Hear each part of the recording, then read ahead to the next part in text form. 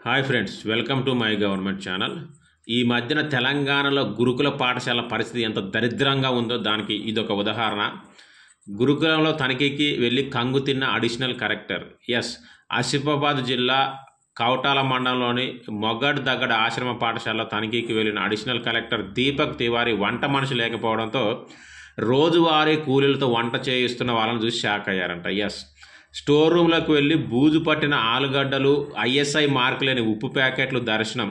Menu ప్రకారం పప్పు వండాల్సి ఉండగా నీళ్ళ సాంబారు వండిన వంట కూలీలు. ఎంత దారుణం అండి! ఎవడు తింటున్నాడండి ఈ డబ్బులని?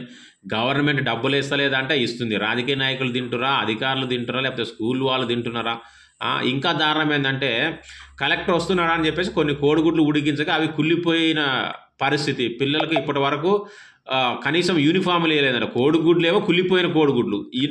యూనిఫామ్ ఇవ్వకపోవడం ఏందిరా? 6 నెలలు దాటిపోతుంది. ఈ అమ్మ పిచ్చనా కొడకలరా! ఏం చేస్తున్నారా? మనుషుల, పశువుల, పిల్లల భవిష్యత్తు ఏంది ఇది? ఇప్పటి పిల్లలే రేపటి భవిష్యత్ తారలు. వాళ్ళని నాశనం చేయడం అబ్బా! నిజంగా ఈ కాంగ్రెస్ గవర్నమెంట్లో ఏ గవర్నమెంట్ అయినా కావచ్చు కానీ పిల్లల పట్ల శ్రద్ధ వహించాలి. మరీ కాంగ్రెస్ గవర్నమెంట్లో మరీ దారుణం. ఏమైనా అంటే ప్రతిపక్షాల పాత్ర ఉంది ఇందులో అంటారు. మీరేం బిగుతున్నారు? ప్రతిపక్ష పాత్ర ఉంటే వర్క్ చేయట్లేదా?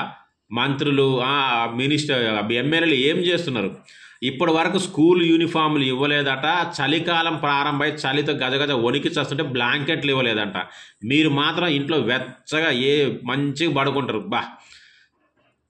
ఇవన్నీ చూసి కలెక్టర్ విస్తుపోయాడట. నిజంగా చాలా చాలా దారుణం, దరిద్రం. కాంగ్రెస్ గవర్నమెంట్ అంటే ఏ గవర్నమెంట్ ఉంటే వాళ్ళని ఖచ్చితంగా అనాల్సిందే. తప్పులు జరిగితే అది బీఆర్ఎస్ కావచ్చు, కాంగ్రెస్ కావచ్చు. బట్ ఇప్పుడు కాంగ్రెస్ గవర్నమెంట్లో ఇలాంటి దారుణాలు చూస్తున్నాం. మళ్ళీ వీళ్ళందరూ పోతా ఉన్నారు గురుకుల పాఠశాలకు సందర్శించడానికి. ఏమి చక్కదనం!